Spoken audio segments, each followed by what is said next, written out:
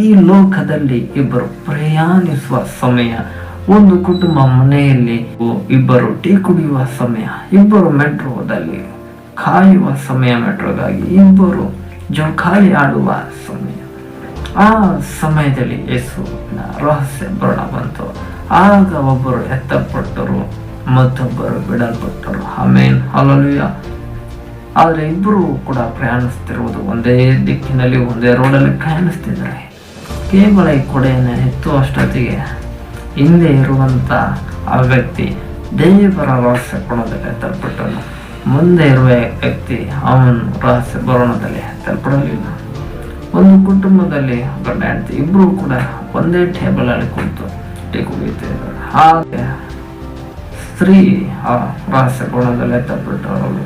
ಆಮೇಲೆ ಹಲ್ಲೆಲೂಯಾ. ಆದ್ರೆ ಅವರ ಯಜಮಾನರಾದ ಇವರು ಎತ್ತಲ್ಪಡಲಿಲ್ಲ.